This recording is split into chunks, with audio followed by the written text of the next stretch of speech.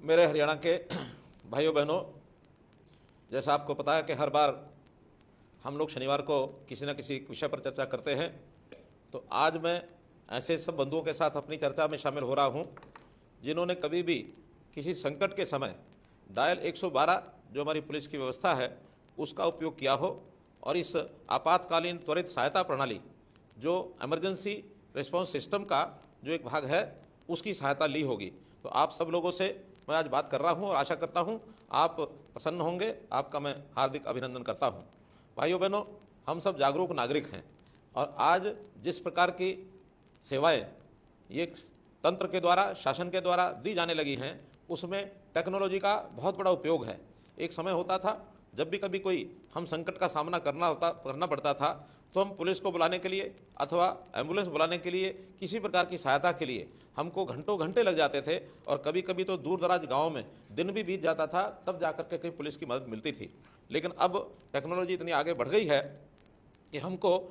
एक नंबर दिया गया है 112 और इस 112 पर हम डायल करते हैं तो सीधा वो एक केंद्रीय व्यवस्था के अंतर्गत जाके हमारी कॉल पहुंचती है और फिर जिस भी प्रकार का संकट हो उसको दूर करने के लिए हमें सहायता दी जाती है। चाहे वो फायर ब्रिगेड की सहायता हो, हमें मेडिकल हेल्प की आवश्यकता हो, पुलिस सहायता की आवश्यकता हो, ऑन द स्पॉट मदद करने के लिए कोई ना कोई गाड़ी हमारे पास तुरंत पहुंचती है। अब ये जो आपातकालीन सहायता है हरियाणा के नागरिकों को संकट में से बाहर करने के लिए हमने इसको 12 जुलाई 2021 को ये प्रणाली जो है इसका शुभारंभ किया था। हम जानते हैं कि इससे पहले अलग अलग ऐसी इमरजेंसी सेवाओं के लिए अलग अलग नंबर होते थे, लेकिन देश के प्रधानमंत्री श्री नरेंद्र मोदी जी ने ऐसा एक आह्वान किया था कि एक देश एक आपातकालीन ये व्यवस्था, ये एक सिस्टम ये शुरू होना चाहिए और उनके ही आह्वान पर अब पूरा देश 112 नंबर के साथ जोड़ दिया गया है। इससे पहले चाहे वो पुलिस कंट्रोल रूम के लिए 100 नंबर होता था, अग्निशमन सेवा के लिए 101 नंबर होता था, एम्बुलेंस सेवा के लिए 108 नंबर था, ट्रैफिक हेल्पलाइन के लिए 1073 नंबर था,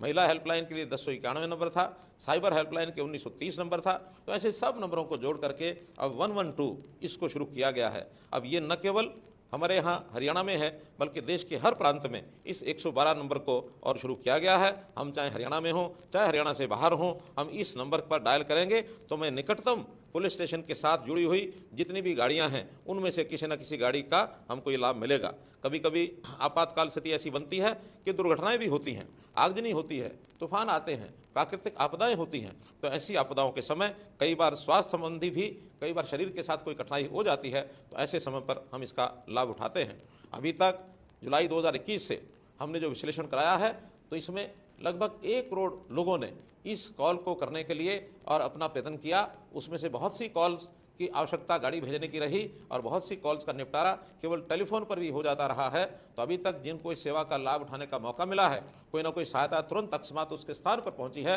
तो ऐसे 15,13,000 लोगों को इस आपातकालीन सेवा का और ये लाभ मिला है। प्रारंभ में जब व्यवस्था शुरू हुई थी अगस्त 2021 में, इसका जो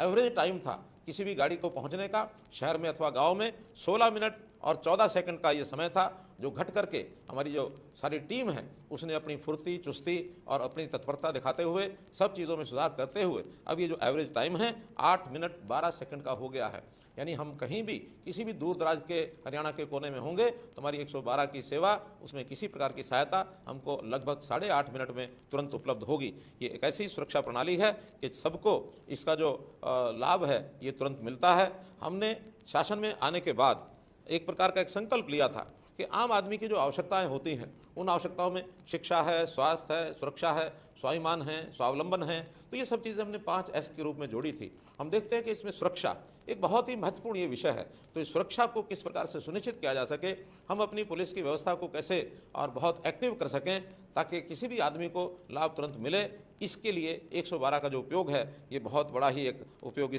यानी एक प्रकार से सिस्टम हमको ये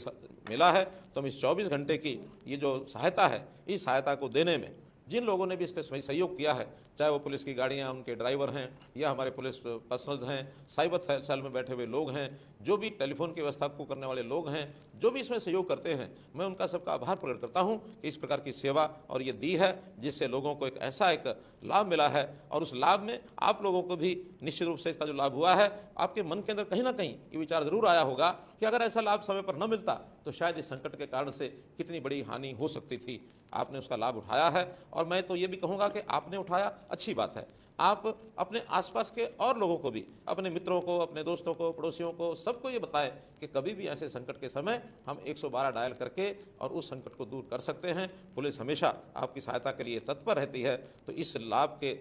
पाने वाले आप सब लोग, जो मैंने बताया कि लगभग 15 लाख लोग हैं, अब मैं आज उन सब लोगों से आपके माध्यम से बातचीत करना चाह रहा हूं कि आपको इस व्यवस्था में कहीं कोई कठिनाई आई हो, कोई समय पर आपको गाड़ी नहीं पहुंची है, या किसी प्रकार का आपका नया कोई सुझाव है जिसको हम और अच्छी इस व्यवस्था को करने में उपयोग कर सकें, तो इन सब चीज़ों के लिए आपसे मैं अब चर्चा करूंगा और उस चर्चा में आप अपने मन की बात हमको बताएंगे और इस बात को हज़ारों लोग अपने स्थानों पर टेलीफोन से सुनेंगे। हमारे अधिकारी जो 112 की व्यवस्था को देखते हैं वो भी सब इसको सुनेंगे और किसी प्रकार के आपके सुझाव का उपयोग होगा तो ज़रूर हम करेंगे। इतनी बात कहते हुए आपके लिए शुभकामना कहते हुए मैं अपनी बात को समाप्त करता हूँ। बहुत बहुत धन्यवाद, बहुत बहुत आभार।